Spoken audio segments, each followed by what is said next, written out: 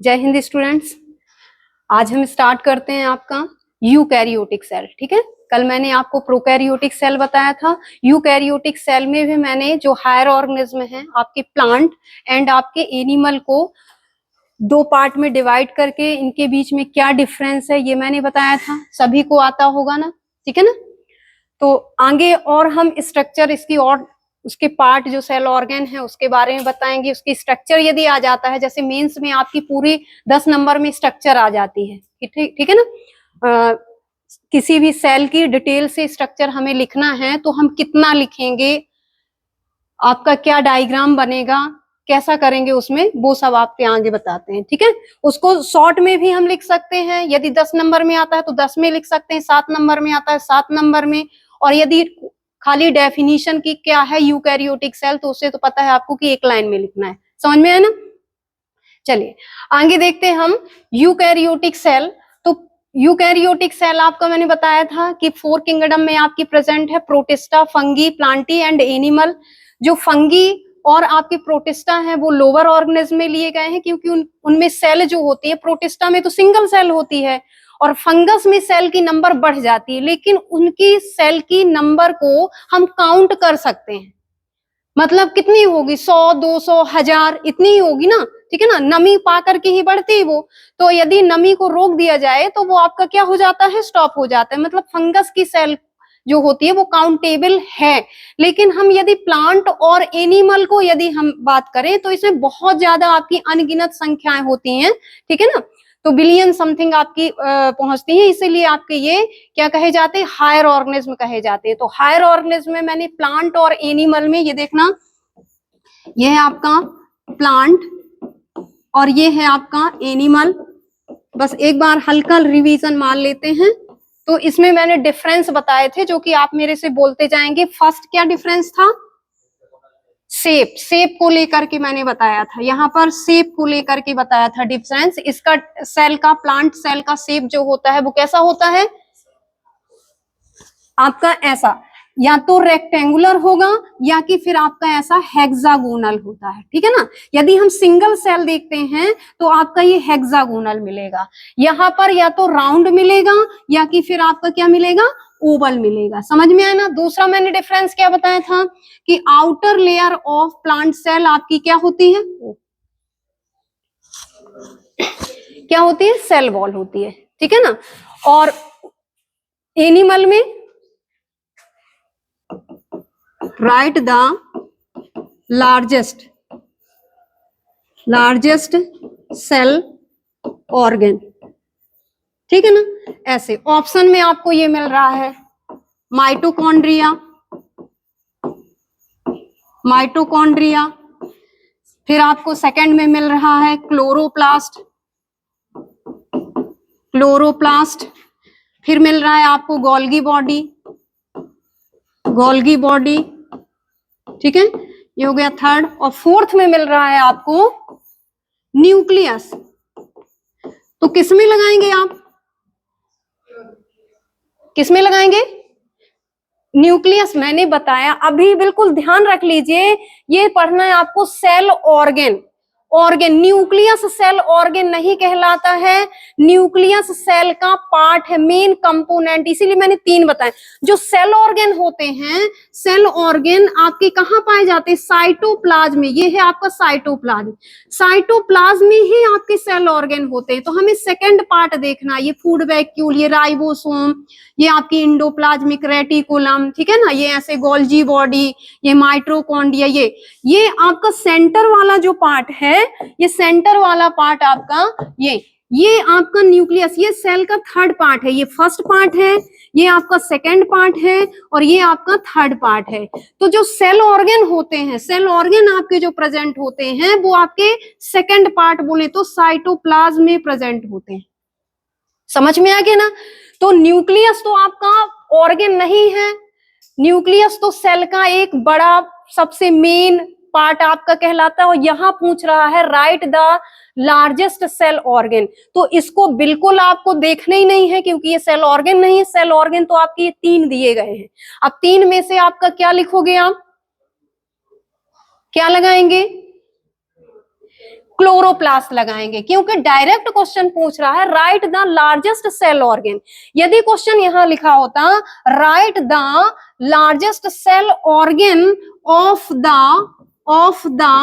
Animal cell, यहां लगा होता एनिमल सेल, एनिमल सेल, तब आपको पता है कि क्लोरोप्लास्ट सेल में, ये क्लोरोप्लास्ट सेल जो है वो एनिमल सेल में होता ही नहीं है, तब आपका चेंज होगा, तब आपका क्या आएगा, गोल्जी बॉडी आएगी। क्या आएगी, यदि एनिमल सेल का लार्जेस्ट सेल ऑर्गन पूछा जाए तो आपका गोल्जी बॉडी, और यदि प्लांट का पूछा जाए तो क्लोरोप्लास्ट, और यदि प्लांट एनिमल कुछ नहीं लगा है, डायरेक्ट पूछ रहा है कि what is the largest cell organ, तो हम क्लोरोप्लास्ट ही बताएंगे।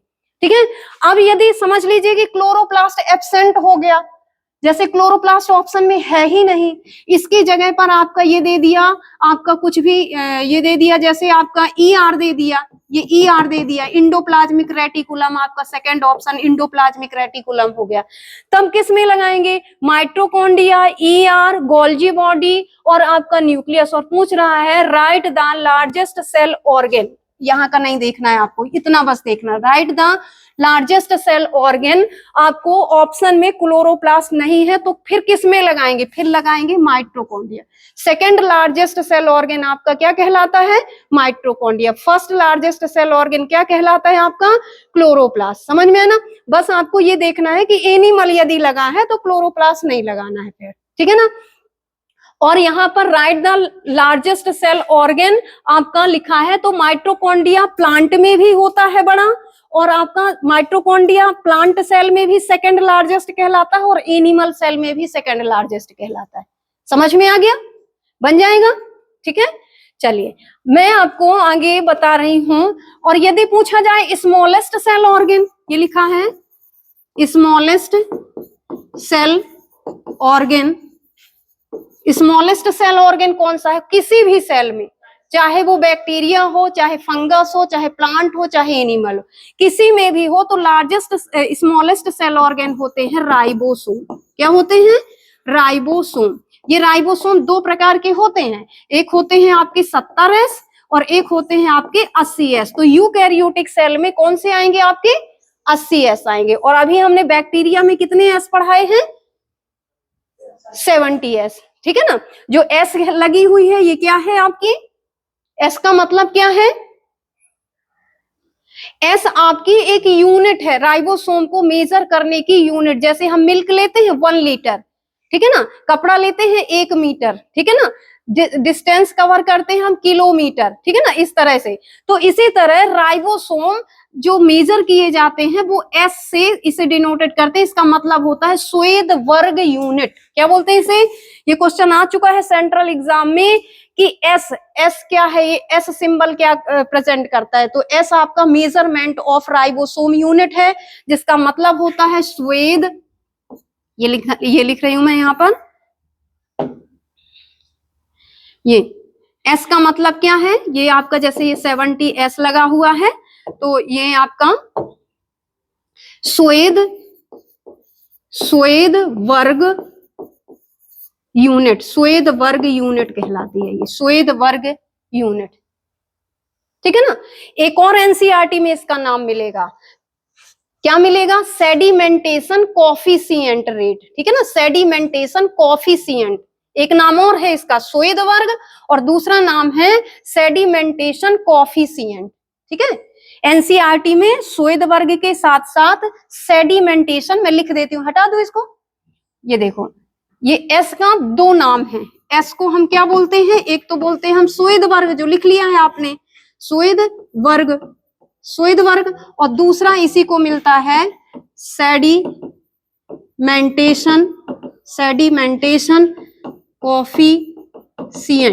सेडिमेंटेशन कोफिशिएंट रेट, ठीक है ना। ये दो नाम है, दो नामों से इसको पूछा जाता है। जो S होता है, S जो राइबोसोम से हम जब राइबोसोम का हम मापन करते हैं, तो S क्या राइबोसोम का मापन करती है, एक तो साइज, ये भी क्वेश्चन आ चुका है, साइज एंड डेंसिटी, साइज और डेंसिटी का मेजरमेंट किया जाता है। राइबोसोम की साइज को और उसके घनत्व को नापा जाता है S के द्वारा, ठीक है। ये दोनों क्वेश्चन इंपॉर्टेंट है, आप लिख करके रखिए, दोनों एग्जाम में आ चुके हैं ये, ठीक है। चलिए अब मैं आपको बताती हूँ, हम बात कर रहे थे स्ट्रक्चर ऑफ यूकैरियोटिक सेल, तो एक प्लांट सेल और एक एनिमल सेल का यदि हम डायग्राम, यदि आ गया मेंस में कि आप स्ट्रक्चर ऑफ सेल को एक्सप्लेन कीजिए, तो स्ट्रक्चर ऑफ सेल आप कैसे बनाएंगे, कितना लिखेंगे, क्या क्या लिखेंगे, तो इसमें देखिए ये हम बना रहे हैं आपका स्ट्रक्चर ऑफ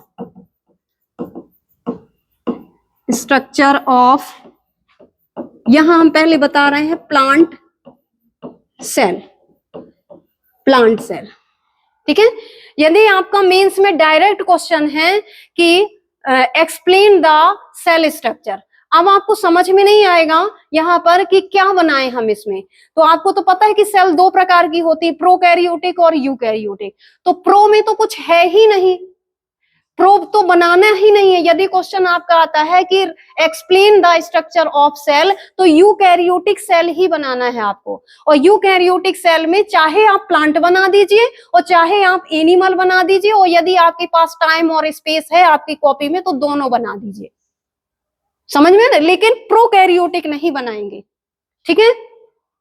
देखिए ये है प्लांट सेल की स्ट्रक्चर, ये मैंने आपका हेक्सागोनल शेप बनाया,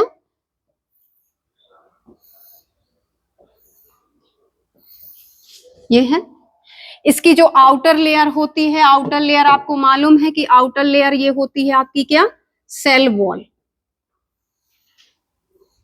सेल वॉल की फंक्शन मैंने कल बताए थे कि सबसे पहले एक प्लांट या बैक्टीरिया सेल में सेल वॉल एक, जैसे अपना वो स्केलेटन सिस्टम बनता है ना बोन और कार्टिलेज से, बोन और कार्टिलेज मिलकर के हमारा बॉडी का फ्रेम बनाती हैं, और उस फिर फ्रेम के अंदर हमारे ऑर्गन सेट होते हैं, ठीक है ना।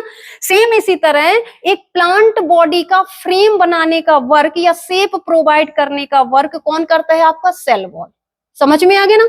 दूसरा प्रोटेक्शन, दूसरा क्या करती है, प्रोटेक्शन, और तीसरा ट्रांसपोर्टेशन, कंडक्शन भी करती है, जहां पिट होते हैं उन पिट भाग से पानी, हवा, खाना पीना सब कुछ एक प्लांट सेल के अंदर जाता रहता है। तो तीन आपके मेन फंक्शन हो गए आपके, एक तो क्या करना कि स्केलेटल सिस्टम प्रोवाइड कराती है ना प्लांट या बैक्टीरिया या कि फंगस बॉडी को, और सेकंड हो गया कि प्रोटेक्शन इनसाइड ऑफ साइटोप्लाज्म या न्यूक्लियस का प्रोटेक्शन करती है, और थर्ड है कंडक्शन भी करती है, समझ में आया ना। कंडक्शन बोले तो स्थानांतरण, पदार्थों को अंदर भी ले जाती है और पदार्थों को बाहर भी करती है, ठीक है ना। तो ये हो गई आपकी सेल वॉल, इसे हम लिखेंगे सेल वॉल। प्लांट की जो सेल वॉल होती है वो सेल्यूलोज, ये प्लांट सेल बनी हुई है, ये इसलिए हमने इसमें क्या लिखा, सेल वॉल, सेल्यूलोज की बनी होती है, किसकी बनी होती है, सेल्यूलोज। मैंने बताया है, अभी सेल वॉल का हम डिटेल पढ़ेंगे तो उसमें बताएंगे कि कौन सा मटेरियल कितना क्या है, ठीक है ना। लेकिन यहीं पर अभी मैंने कल बैक्टीरिया सेल बताई थी, तो बैक्टीरिया सेल की सेल वॉल किसकी बनी होती है, और ऑप्शन में सेल्यूलोज मिल जाए, हेमी सेल्यूलोज मिल जाए, और एक मैंने कल बताया था पेप्टिडोग्लाइकॉन, ठीक है ना, पेप्टिडोग्लाइकॉन, बैक्टीरिया में पेप्टिडोग्लाइकॉन लगाना है आपको, सेल्यूलोज या हेमी सेल्यूलोज नहीं लगाना है। इनकी भी अमाउंट होती है लेकिन कम, लेकिन ज्यादातर पेप्टिडोग्लाइकॉन आपका पाया जाता है, ठीक है, समझ में आ गया। लेकिन प्लांट में सेल्यूलोज की बनी होती है ये। अब देखना ये सेकंड लेयर जो ब्लू कलर की है, जो मैंने यूनिवर्सल मेम्ब्रेन कही है कि हर सेल में पाई जाएगी, तो इस सेकंड लेयर का नाम क्या है आपका, सेल मेम्ब्रेन। क्या है, सेल मेम्ब्रेन भी इसे बोलते हैं, पूरा लिख लेना आप, MEMBRAN, सेल मेम्ब्रेन। इसी को हम प्लाज्मा मेम्ब्रेन बोलते हैं, प्लाज्मा मेम्ब्रेन भी बोलते हैं, इसी को हम बायो मेम्ब्रेन भी बोलते हैं, बायो मेम्ब्रेन भी बोलते हैं, और इसी को ही हम यूनिट मेम्ब्रेन भी बोलते हैं, यूनिट मेम्ब्रेन, ठीक है ना। इसे हम कोशिका झिल्ली, तरल झिल्ली, जैव झिल्ली या इकाई झिल्ली, यदि कोई भी नाम लिखे इनमें से तो आपकी वही है सेल की, जो प्लांट सेल की सेकंड या एनिमल सेल की सेकंड, या कि मेन मेम्ब्रेन जो यूनिवर्सल मेम्ब्रेन होती है।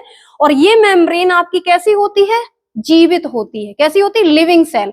जबकि आपकी इसको सेल वॉल को हमने क्या बताया, डेड सेल बताया ना कि ये डेड होती है, और ये लिविंग होती है। लिविंग क्यों, क्योंकि ये जिस मटेरियल की बनी होती है वो आपके बायोमोलिक्यूल्स कहे जाते हैं, जैसे प्रोटीन और लिपिड से मिलकर के बनती है। बिल्कुल फ्यू अमाउंट में इसमें कार्बोहाइड्रेट भी होता है, ठीक है ना। तो ये चूंकि जीवित पदार्थों से मिलकर के बनी हुई है, इसलिए इसे हम जैव झिल्ली कहते हैं, बोले तो बायो मेम्ब्रेन कहते हैं, बायोलॉजिकल मॉलिक्यूल से मिलकर के इसका फॉर्मेशन होता है। So cell membrane is called the bio membrane. Clear. इसे यूनिट मेम्ब्रेन क्यों बोला, क्योंकि इसमें जो प्रोटीन, लिपिड और प्रोटीन, तीन मेम्ब्रेन ऐसी होती हैं, 1 2 3, ये जैसे प्रोटीन और ये लिपिड, ऐसे 3, तो तीनों मेम्ब्रेन एक इकट्ठा हो करके और आपकी बिल्कुल एक कंप्लीट मोटी लेयर बनाती है, जिसे हम बोलते हैं क्या, प्लाज्मा मेम्ब्रेन। ठीक है, तो इसे हम यूनिट मेम्ब्रेन भी कहते हैं। और दूसरा कि चाहे आपकी ये सेल मेम्ब्रेन हो, चाहे आपकी न्यूक्लियर मेम्ब्रेन हो, चाहे माइटोकॉन्ड्रियल मेम्ब्रेन हो, सभी की मेम्ब्रेन जो बाहर ऑर्गन की या कि सेल की मेम्ब्रेन में प्रोटीन, लिपिड ही आपका पाया जाता है, इसीलिए भी उसे यूनिट मेम्ब्रेन कहते हैं। समझ में आ गया? क्लियर। प्लाज्मा क्यों कहते हैं? प्लाज्मा क्या होता है? तरल, लिक्विड। तो इसमें जो लिपिड होता है, लिपिड आपका लिक्विड फॉर्म में होता है। इस लिक्विड में प्रोटीन मॉलिक्यूल आपके स्विमिंग करते रहते हैं। तो तरल अवस्था में लिपिड पाए जाने के कारण इसका जो मटेरियल होता है वो लिक्विडी फॉर्म में मिलता है, इसलिए इसे हम प्लाज्मा मेम्ब्रेन कहते हैं। समझ में आया ना? सेल मेम्ब्रेन क्योंकि ये सेल के बाहर है, मतलब साइटोप्लाज्म के बाहर एक कवर के फॉर्म में है, बाउंड्री बना रही है, इसलिए इसे हम सेल मेम्ब्रेन कहते हैं। क्लियर। चलिए नेक्स्ट हम देखते हैं एक प्लांट सेल में इनसाइड ऑफ। अब देखें हम प्लाज्मा मेम्ब्रेन के अंदर जाएंगे तो आपका सेल का कौन सा पार्ट मिलेगा? क्या मिलेगा? दूसरा पार्ट मिलेगा, जिसे हम क्या कहेंगे? साइटोप्लाज्म। साइटोप्लाज्म शब्द किसने दिया? क्वेश्चन ऐसा आ सकता है, साइटोप्लाज्म शब्द किसने दिया? तो आपके फेमस आपके साइंटिस्ट हैं स्टार्सबर्गर। लिख लीजिए आप साइड में, कहें कि साइटोप्लाज्म शब्द स्टार्सबर्गर ने दिया। साइटोप्लाज्म शब्द, ये आपका सेकंड आपका पार्ट आ रहा है साइटोप्लाज्म। इस साइटोप्लाज्म में जो लिक्विड मटेरियल होगा, ये जैसे आपका कुछ लिक्विड होगा कुछ सॉलिड, तो लिक्विड को हम क्या कहते हैं? लिक्विड पार्ट को साइटोप्लाज्म, ये लिखा मैंने, ये साइटोप्लाज्म। साइटोप्लाज्म को हिंदी में बोले कोशिका द्रव। कोशिका के अंदर जो तरल पाया जाता है उसे कोशिका द्रव। तो साइटोप्लाज्म को ऐसे दो पार्ट में, मैंने जब आपका क्लासिफिकेशन उसका शुरुआती फर्स्ट क्लास में इंट्रोडक्शन बताया तो बताया है कि साइटोप्लाज्म आपका दो पार्ट में डिवाइड है, एक आपका लिक्विड फॉर्म में, एक लिक्विड फॉर्म में, और एक आपका किसमें? सॉलिड फॉर्म में। तो जो लिक्विड फॉर्म है उसे हम क्या कहते हैं? एक स्पेशल नाम देते हैं उसे, हेलो करते हैं ना किसी से, हेलो हाय, ठीक है ना, हेलो करते हैं ना, तो हेलोप्लाज्म क्या बोलते हैं? हेलोप्लाज्म। लिक्विड पार्ट को हम बोलते हैं हेलोप्लाज्म। ये आपका ऐसे वर्ड दे सकते हैं कि हेलोप्लाज्म सेल में कहाँ पाया जाता है, तो साइटोप्लाज्म का ही लिक्विड पार्ट है हेलोप्लाज्म, ठीक है ना। और जो आपको सॉलिड पार्ट है उसे हम बोलते हैं ट्रोफोप्लाज्म। ट्रोफोप्लाज्म। साइटोप्लाज्म दो शब्द से मिलकर के बना है, हेलोप्लाज्म और trophoplasm, both are called the cytoplasm. Clear. जो ट्रोफोप्लाज्म है इसमें आपका क्या क्या आएगा? इसमें सेल ऑर्गन आएंगे, जितने भी सेल ऑर्गन हैं, सेल के अंदर जितने भी सेल ऑर्गन हैं वो ट्रोफोप्लाज्म कहलाएंगे। सेल के अंदर जाने वाला सॉलिड मटेरियल, जैसे हमने प्रोटीन को सॉलिड फॉर्म में पहले लिया, पहले तो सेल के अंदर सॉलिड मटेरियल जाएगा ना ऐसे, तब जाकर के जो लाइसोसोम होगा वो उसे लिक्विड में बदलेगा। समझ में ना? तो जब सेल के अंदर सॉलिड आइटम जाता है, तो कोई भी सॉलिड आइटम भी सेल के अंदर आता है तो उसे भी ट्रोफोप्लाज्म कहा जाता है। समझ में है ना? क्लियर है? कोई भी अनडाइजेस्टेड फूड पार्टिकल जब पार्टिकल के फॉर्म में, सॉलिड फॉर्म में रिलीज किया जाता है तो वो भी आपका ट्रोफोप्लाज्म कहलाता है। कहना चाहिए सॉलिड चीज, सॉलिड चाहे वो सेल ऑर्गन हो, चाहे न्यूट्रिएंट हो, और चाहे एक्सक्रीटरी मटेरियल फॉर्म में हो कोई सॉलिड आइटम, तो वो सभी आपके ट्रोफोप्लाज्म में आएगा। क्लियर है? ठीक है। चलिए, तो ये है आपका हेलोप्लाज्म मैंने बनाया है, और अब मैं इसी के अंदर बनाऊंगी आपका ट्रोफोप्लाज्म। तो देखना ट्रोफोप्लाज्म कैसे। तो सबसे पहले ट्रोफोप्लाज्म में मैं बनाती हूँ यहाँ पर कैप लाइक स्ट्रक्चर, ये होती है हमारी गोल्जी बॉडी। ठीक है, गोल्जी बॉडी प्लांट सेल में एनिमल की अपेक्षा ज्यादा पाई जाती है। अभी मैंने बता दिया है क्यों, क्योंकि उसका दोहरा कार्य है प्लांट सेल में। फर्स्ट कार्य क्या है? क्या करना? नहीं, गोल्जी बॉडी डाइजेशन थोड़ी करती है, लाइसोसोम ना डाइजेशन करते हैं, ठीक है ना। गोल्जी बॉडी के कार्य क्या क्या है? गोल्जी बॉडी का मेन कार्य क्या है? सीक्रेशन करना। सीक्रेशन किसका करती है? ग्लाइकोप्रोटीन और ग्लाइकोलिपिड का। इसके अलावा और भी फंक्शन है, अभी हम बताएंगे, लेकिन मेन फंक्शन है कि एक लिक्विड मटेरियल लगातार निकालते रहना, ठीक है ना, तो सीक्रेशन। और सेकंड फंक्शन क्या हो गया इसका? सेल डिवीजन, क्योंकि सेंट्रियोल नहीं है ना प्लांट सेल में, तो इसके दो फंक्शन हैं। दो फंक्शन, एक तो इसका क्या है? सीक्रेशन करना, और दूसरा सेल डिवीजन करना। दो फंक्शन है यहाँ पर। दो दोहरा कार्य करने के कारण एक प्लांट सेल में गोल्जी बॉडी की नंबर जो होती है एनिमल सेल से ज्यादा होती है। जैसे अभी मैंने बताया कि यदि एनिमल सेल में आपकी गोल्जी बॉडी की नंबर 20 से 50 तक है, तो प्लांट सेल में उससे डबल होगी। समझ में आ गया? चलिए नेक्स्ट देखते हैं हम माइटोकॉन्ड्रिया। ये बना दिया हमने, ये माइटोकॉन्ड्रिया, ये ऐसे आपके ऐसे फिंगर लाइक आपकी बनी होती है। ये आपका सेकंड लार्जेस्ट सेल ऑर्गन है आपका, ये आपका माइटोकॉन्ड्रिया। इसे हम क्या कहते हैं?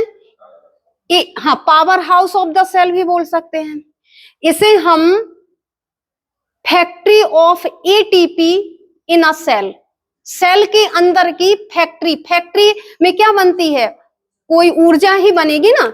तो यदि आपका माइटोकॉन्ड्रिया ना हो तो एटीपी का फॉर्मेशन ना हो, ठीक है ना। एटीपी की फैक्ट्री कही जाती है ये, एटीपी की फैक्ट्री। इसे सबसे एक्टिव और सबसे बिजी सेल ऑर्गन कहा जाता है। जैसे क्वेश्चन ऐसा आ गया कि what is the busy cell organ, या right the name of busy organ. सबसे busy cell organ, busy cell organ क्या कहलाएगा? यहां मैंने ऑर्गन नहीं लिखा है, सेल भी लगाया है साथ में। यदि ऑर्गन बस लिखा होता तो फिर हम क्या लिखते? सबसे बिजी ऑर्गन क्या होता है? हमारी बॉडी में जो ऑर्गन है, लंग्स, लीवर, किडनी, हार्ट, सब ये है ना, तो सबसे बिजी ऑर्गन क्या कहलाता है? जी नहीं, दिमाग लो। सबसे बिजी ऑर्गन आपका लीवर कहा जाता है, लीवर आता है, ठीक है ना। कभी ना थकने वाला ऑर्गन हार्ट कहा जाता है, ठीक है। और मास्टर ऑफ बॉडी कहा जाता है ब्रेन। समझ में है ना। बिजी ऑर्गन यदि पूछता है तो हम क्या लिखेंगे? लीवर। और यहां पर लिखा है, मैंने ऑर्गन नहीं लिखा, ऑर्गन तो लिखा है लेकिन सेल का लिखा है, कि सेल का, बॉडी का नहीं लिखा है। Write the busy cell organ of the cell. Cell का सबसे बिजी ऑर्गन कौन सा है? तो यही होता है, यही महाशय होते हैं आपके माइटोकॉन्ड्रिया। लीवर जो होता है, लीवर में आपके कई फंक्शन होते हैं। लीवर आपका हमेशा बिजी रहता है, लीवर एक दो फंक्शन थोड़ी करता है। लीवर को हम जिगर कहते हैं। क्यों कहते हैं? और इकलौता होता है। यदि लीवर में खराबी आ जाए तो व्यक्ति कोई काम का नहीं रहता फिर, ठीक है ना। लीवर आपका रीजनरेशन भी उसमें पाई जाती है। यदि आपका 80%, 70-80% भी आपका लीवर डैमेज हो गया है और 20% आपका लीवर यदि बना है, तो डैमेज वाले पार्ट को आपका हटवा करके जो जितना बचा हुआ है वो आपका फिर से रीजनरेशन आपका कर लेगा, फिर से अपना पूरा रूप बना लेगा। जैसे डोनेट करते हैं ना लीवर, आपने सुना होगा कि लीवर हमने दान कर दें, तो हमने दान कर दिया तो ऐसा नहीं कि पूरा लीवर निकलवा करके दे देते हैं। क्या मतलब कि एक को जिंदा किया दूसरा मर जाए, ठीक है ना। लीवर के टिश्यू डोनेट किए जाते, थोड़ा सा पार्ट, इतना पार्ट हम करेंगे। जब पार्ट वो निकलता है तो जो देता है उसको भी प्रॉब्लम जाती है, पर कवर हो जाता है कुछ दिनों। जैसे ब्लड देते हैं तो हफ्ते भर तो वीकनेस आपको लगती है, लेकिन खाते पीते हैं तो फिर से आपका कवर हो जाता है। तो हमारी बॉडी में रीजनरेशन करने वाला जो आपका ऑर्गन है वो आपका क्या है? लीवर है। क्या है? लीवर है। लीवर एक तो क्या करता है कि लीवर आपका कई फंक्शन है लीवर के। एक तो ग्लूकोज को ग्लाइकोजन में स्टोरेज करता है।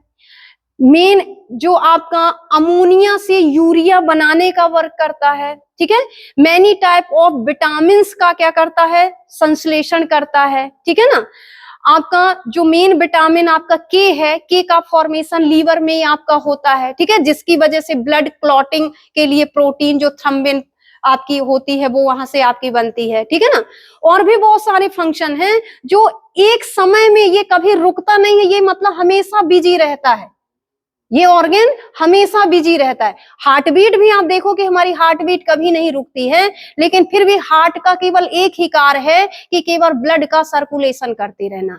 ब्रेन का भी एक ही कार्य है कि मैसेज करते रहना, मैसेज लेना और मैसेज करते रहना। लेकिन लीवर के बहुत सारे फंक्शन है, लीवर को बहुत कई ऑर्गन को लेकर के वर्क करना पड़ता है, ठीक है ना।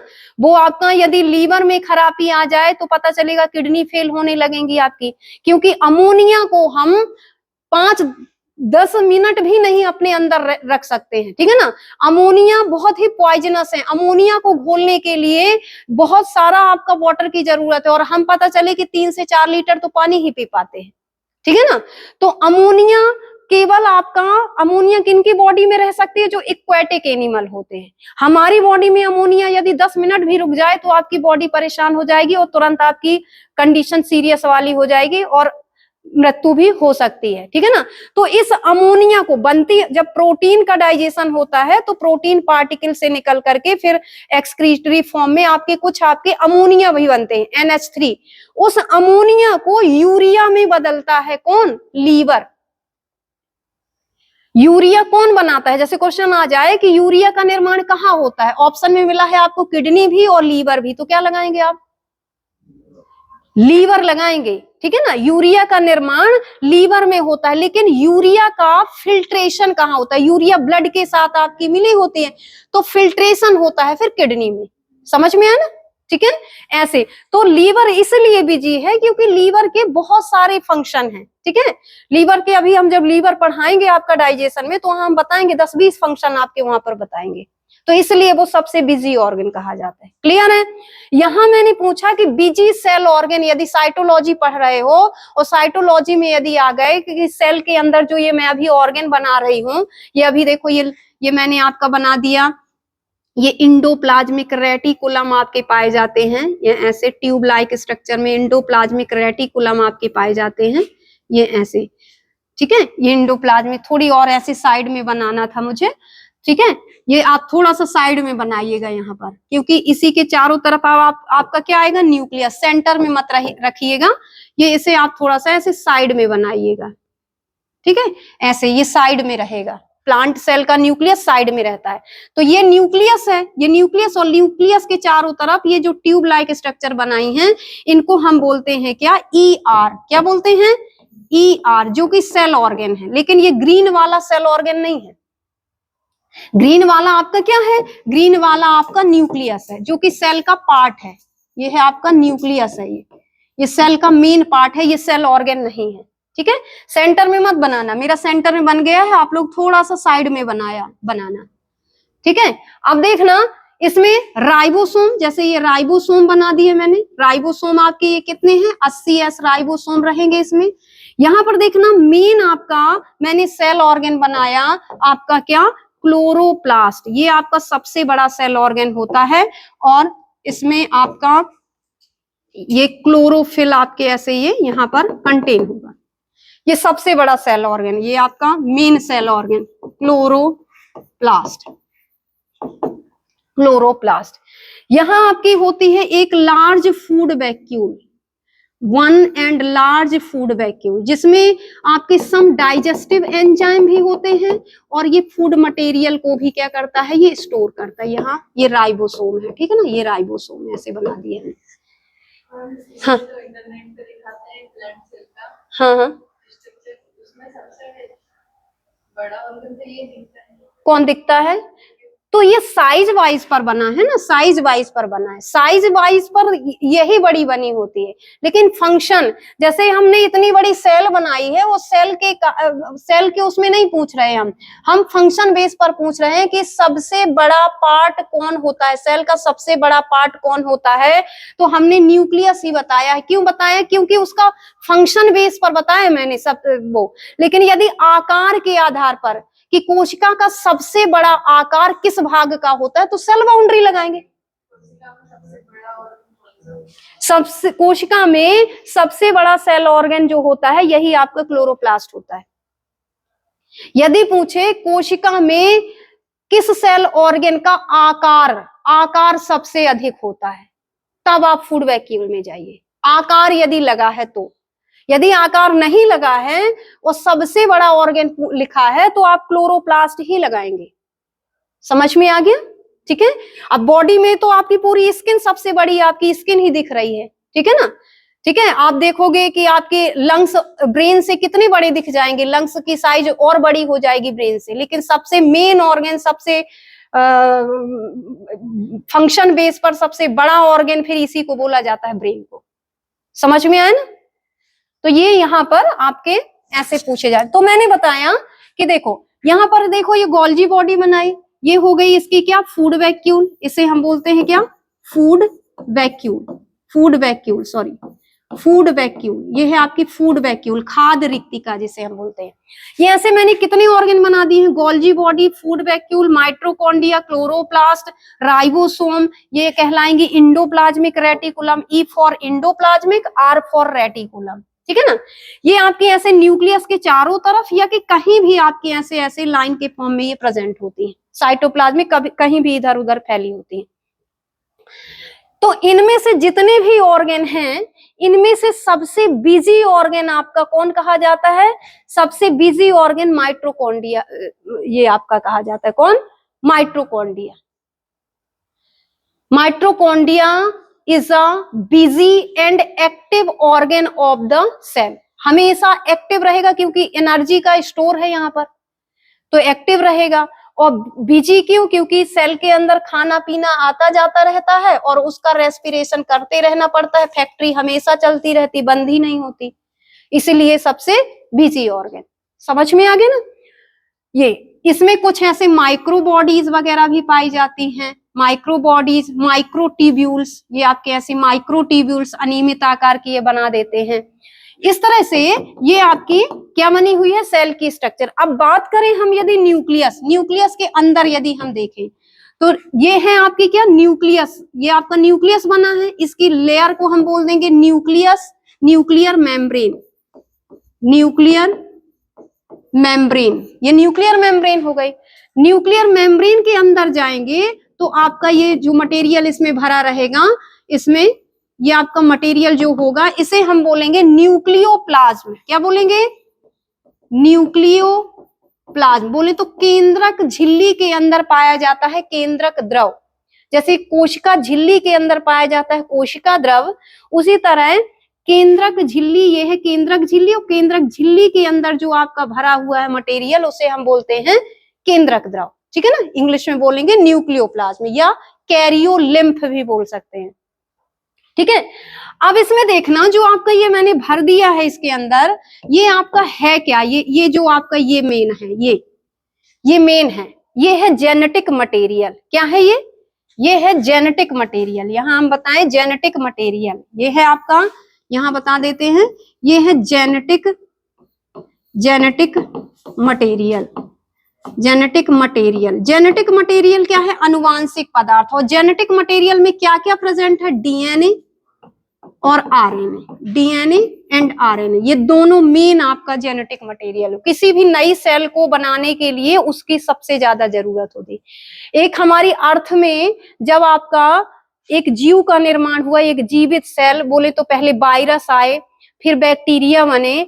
तो क्यों बने, क्योंकि आपका जो सी था, समुद्र का जो जल था, समुद्र के जल में अमोनिया, प्रोटीन, अमोनिया और कार्बन डाइऑक्साइड और ऐसे कुछ कार्बनिक अणु आपस में मिलते गए और उन्होंने आगे चल करके उन पदार्थों के टूटने से, बनने से आगे चल करके फॉर्मेशन किसका हो गया, डीएनए का। और जैसे ही डीएनए बन गया तो डीएनए से एक जीव का निर्माण होगा। जहां भी डीएनए आएगा वहां ग्रोथ होने लगेगी, डिवीजन होने लगेगा, एक पार्ट से दूसरा पार्ट बनने लगेगा। तो एक जो वायरस का निर्माण सबसे पहले हमारा जो बना हुआ है ऑर्गेनिज्म ना बोले उसे हम, क्योंकि जो वायरस होता है वो निर्जीव भी माना जाता है और सजीव भी माना जाता है। हम इसे लिविंग एंड नॉन लिविंग की लिंक बोलते हैं। क्या बोलते हैं, link of living and non living. Sometimes ये लिविंग जैसे आपके कैरेक्टर शो करता है एंड समटाइम्स ये नॉन लिविंग। तो सबसे पहले ये प्रोबायोन्ट बने थे, सबसे पहले अर्थ में बनने वाले जो प्रोबायोन्ट थे वो आपके वायरस थे, ठीक है ना। फिर इन्हीं से आगे चल करके फिर आपका कौन सा बना है, बैक्टीरिया का निर्माण हुआ है, साइनोबैक्टीरिया वगैरह बने हैं, ठीक है ना। तो एक डीएनए सबसे जरूरी होता है एक जीवित सेल के निर्माण में। यदि आपका डीएनए ना हो तो सेल का निर्माण ना हो और उस सेल से किसी जीव का निर्माण ना हो। समझ में आया ना। तो ये जो मेन है डीएनए, ये आपका ऐसे ये प्रेजेंट होता है, ठीक है। इसका और पूरा डीएनए अभी हमने लास्ट क्लास में डीएनए को बहुत डिटेल में नहीं दिया था, डीएनए को इस बार हम बहुत अच्छे से देंगे, ठीक है ना। क्योंकि डीएनए आपका मेन है, डीएनए स्ट्रक्चर वगैरह और डीएनए से रिलेटिव जो छोटे मोटे क्वेश्चन आते हैं वो यहीं पर आपके डीएनए से ही आगे चल करके एक छोटी स्ट्रक्चर बनती है न्यूक्लियोलस, ये होती है न्यूक्लियोलस। तो प्रोकैरियोटिक में तो न्यूक्लियोलस नहीं पाई जाती, लेकिन यूकैरियोटिक सेल में न्यूक्लियोलस पाई जाती है और इस न्यूक्लियोलस का फॉर्मेशन यही आपका डबल स्टैंडर्ड डीएनए और आरएनए करते, डीएनए करता है, मेन डीएनए होता है, ठीक है। समझ में आ गया ना, ठीक है। तो ये होती है, ऐसे बनाना है आपको। एक प्लांट सेल भी बना सकते हो। आपकी प्लांट सेल में कौन कौन से सेल ऑर्गन है, हर सेल ऑर्गन का बिल्कुल आपको 2-2.5 पेज में आपका पूरा आंसर कंप्लीट करना है। यदि 10 नंबर में है तो आपका, ठीक है ना, लगभग something 200 word, something 200-250 word with diagram के साथ। अब वो अपना स्पेस भी देखेंगे कि स्पेस कितना है, ठीक है ना। डायग्राम बनेगा ही बनेगा, डायग्राम यदि नहीं बनाओगे तो वहां नंबर आपके कटेंगे, ठीक है। और उसका लिखेंगे भी, और लिखेंगे क्या, हेडिंग डाल डाल करके। पहले इंट्रोडक्शन लिखेंगे और फिर हेडिंग डाल डाल करके, बहुत ज्यादा नहीं लेकिन हर सेल ऑर्गन का इंट्रोडक्शन देंगे और उसका फंक्शन देंगे। 2 फंक्शन नहीं तो कम से कम 1 फंक्शन तो लिखेंगे ही लिखेंगे। समझ में आ गया ना। तो ऐसे आपका एक डायग्राम होती है प्लांट सेल की, ठीक है। चलिए अब मैं, यदि आपको प्लांट सेल नहीं बनाना है, आपको एनिमल सेल बनाना है, हमारी सेल जो है उसे बनाना है, तो आप कैसे बनाओगे। ये देखो, ये है एक एनिमल सेल, ये एनिमल सेल हो गई। एनिमल सेल में ये जो आपकी लेयर है, इस लेयर के ऊपर और आप देखिए एक आप और बिल्कुल ऐसे पतली बिल्कुल थिन लेयर डाल दीजिए। ये बिल्कुल ऐसे आप, ये बिल्कुल ऐसे पतली पतली आप बिल्कुल ये लेयर डालिए,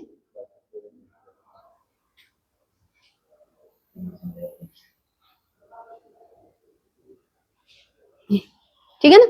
इसे इससे थोड़ी पतला रखना है, ठीक है ना। तो ये आपकी क्या कहलाएगी, ग्लाइकोकैलिक्स, ग्लाइकोकैलिक्स।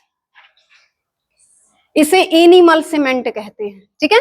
किसके बनी होती है, ये म्यूसिन, म्यूसिन ये मटेरियल है, म्यूसिन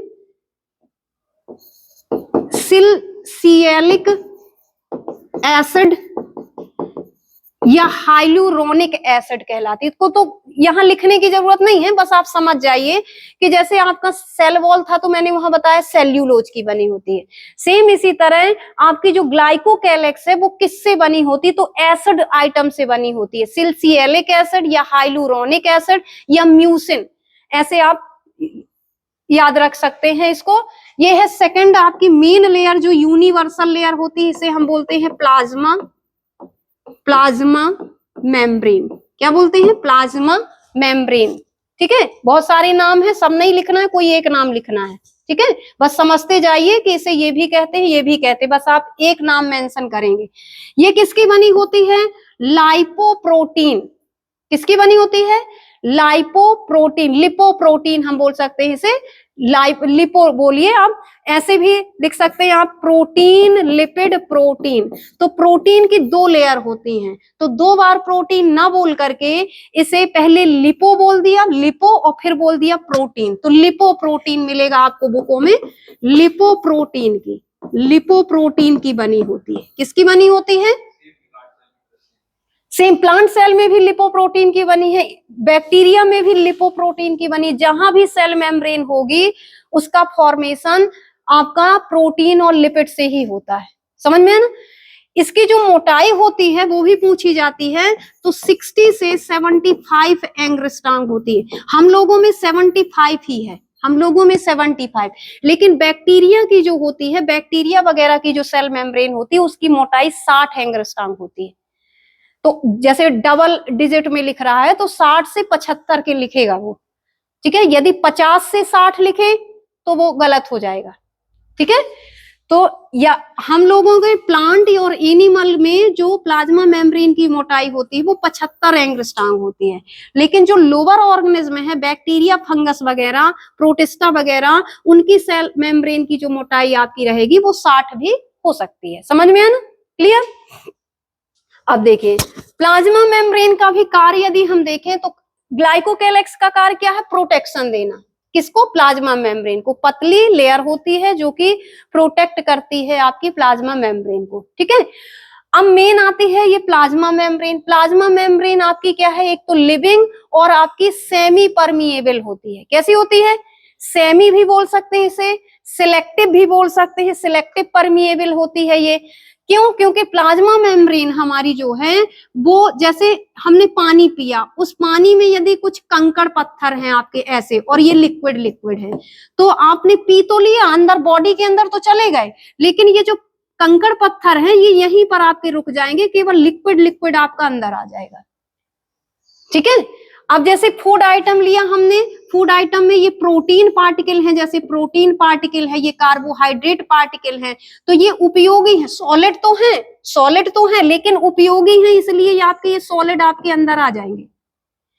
तो सिलेक्टिव चयन करती है, जो हम अंदर देते हैं तो हमारे ऑर्गन में पाई जाने वाली जो सेल होती हैं, तो सेल की जो प्लाज्मा मेम्ब्रेन है वो सिलेक्ट करती है कि जो आइटम आ रहा है बाहर से ये यूजफुल है या अनयूजफुल है। यदि यूजफुल सॉलिड आइटम है तो वो इनटेक करेगी, और यदि अनयूजफुल है तो वो उसे बाहर ही रोके रखेगी।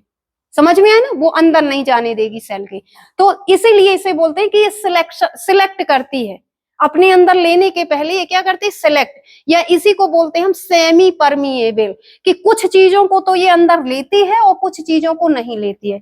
तो किन कुछ चीजों को लेगी? जो उसके लिए जरूरी है, और किन को नहीं लेगी? जो उसके लिए उपयोगी नहीं है। समझ में आ गया ना?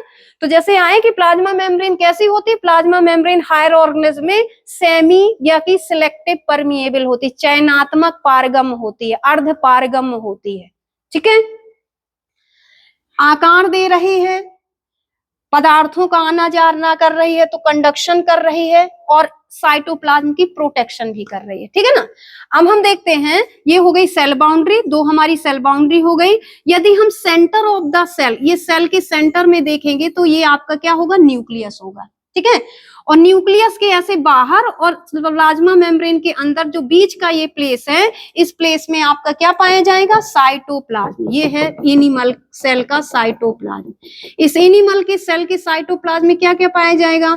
ये हो गई जैसे गोल्जी बॉडी, ये हो गई जैसे आपकी माइटोकॉन्ड्रिया। अब जैसे एक सेल में मैं एक एक बना रही हूँ, तो ऐसा नहीं कि ये एक एक पाए जाते हैं, ये आपके 40 से 50, 50 से 100 ऐसे नंबर में पाए जाते हैं एक सेल में, ठीक है।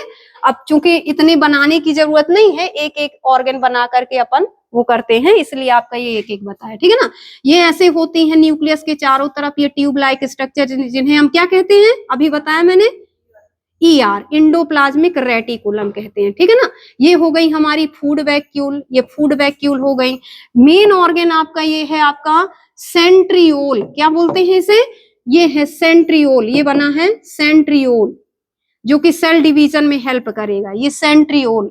ये हो गया लाइसोसोम, जिसमें digestive 50 type of digestive enzyme पाए जाते हैं, 50 प्रकार के एंजाइम पाए जाते हैं, जो मैनी मटेरियल का कुछ भी हम खाते पीते हैं तो तुरंत ये एंजाइम आपके निकलते हैं और उस सॉलिड आइटम को बिल्कुल लिक्विड में बदल देते हैं, ठीक है। यदि बहुत समय तक हम खाना नहीं लेते हैं तो ये ऑर्गन का डाइजेशन करने लगता है। जब सेल में कुछ नहीं बचेगा तो पूरे एंजाइम आपके निकाल करके खुद को बस्ट कर देता है, ठीक है। इसीलिए सुसाइडल बैग भी बोलते हैं इसे। क्या बोलते हैं? Suicidal bag of the cell, ठीक है ना। ये हो गया आपका, ये माइक्रोट्यूब्यूल्स होती हैं आपकी, ठीक है। माइक्रो बॉडीज ये आपकी ऐसे अनियमित शेप में आपकी बनी होती हैं, ठीक है। और आपका क्या हो गया? गोल्जी बॉडी, माइटोकॉन्ड्रिया, ये सभी मैंने बता दिए हैं। राइबोसोम हो गए आपके, ये राइबोसोम होते हैं 80S राइबोसोम, ये आपके 80S राइबोसोम पाए जाते हैं, ठीक है। और न्यूक्लियस का जो थर्ड सेल का मेन थर्ड पार्ट है उसमें आपके डबल स्टैंडर्ड डीएनए, लिक्विड आपका पार्ट पाया जाएगा, न्यूक्लियोलस पाया जाएगा। तो इस सभी को मिलाकर के हम क्या बोलेंगे? न्यूक्लियोप्लाज्म। ठीक है। तो एनिमल सेल यदि आती है तो एनिमल सेल में ऐसे आपको नाम लिखना है, ये आप लिखेंगे माइटोकॉन्ड्रिया। तो डायग्राम बनाने के साथ साथ जो हमने समझाया है उसको लिखना भी है। लाइसोसोम, लाइसोसोम ये हो गई आपकी माइक्रोबॉडीज, माइक्रोबॉडीज ये हो गए आपके सेंट्रियोल, दो होते हैं ये सेंट्रियोल, ये आपके सेंट्रियोल्स, सेंट्रियोल्स जो सेल डिवीजन में हेल्प करेंगे। ये माइक्रोट्यूब्यूल्स, माइक्रोट्यूब्यूल्स, माइक्रोट्यूब्यूल्स सूक्ष्म नलिकाएं, हिंदी में इन्हें सूक्ष्म काय बोलते हैं और इन्हें सूक्ष्म नलिकाएं, ये ट्यूब का शेप लेती हैं। ठीक है। और ये हो जाएंगी आपकी फूड वैक्यूल, फूड वैक्यूल बोले तो खाद्य रिक्तिकाएं जो कि छोटी होती हैं आकार में। अब ये राइबोसोम प्रोटीन बनाते हैं, तो ऐसे प्रोटीन्स फाइबर्स, ये रेशे के रूप में प्रोटीन्स फाइबर्स रहते हैं। ठीक है। ऐसे आपकी एक सेल की साइटोप्लाज्म में जो सेल ऑर्गन बताए हैं मैंने, ये हो जाएंगे, ये हो जाएगी आपकी ईआर, इंडोप्लाज्मिक रेटिकुलम। इसे सिस्टम ऑफ मेम्ब्रेन कहते हैं। झिल्लियों का तंत्र आए कि किस ऑर्गन को कहा जाता है? तो झिल्लियों का तंत्र ईआर को कहा जाता है, इंडोप्लाज्मिक रेटिकुलम। किसी भी सेल ऑर्गन के अराउंडस जो मेम्ब्रेन बनाने का कार्य करता है वो आपका ईआर करता है, इसे सिस्टम ऑफ मेम्ब्रेन कहते हैं। समझ में आ गया? ठीक है। तो इस तरह से आज मैंने आपको यूकैरियोटिक सेल स्ट्रक्चर बताई है। ठीक है। प्लांट और एनिमल में मेंस में डायरेक्ट क्वेश्चन आता है कि एक्सप्लेन द सेल स्ट्रक्चर। तो एक्सप्लेन द सेल स्ट्रक्चर में आप इन दो में से, यदि स्पेस आपके पास है तो डायग्राम आप दोनों बना दो। ठीक है। और नहीं स्पेस तो दो में से कोई एक बना दो बस आप, लेकिन प्रोकैरियोटिक सेल नहीं बनाएंगे। ठीक है। क्योंकि प्रोकैरियोटिक में कुछ होता ही नहीं है। ठीक है। और इसका जो भी ये मैंने समझाया है, इसके अंदर जो जो ऑर्गन बने हुए हैं उस सभी को दो दो लाइन में आप एक्सप्लेन करते जाएंगे, ये क्या है और इनका फंक्शन क्या होता है। ठीक है। ओके। सो जय हिंद।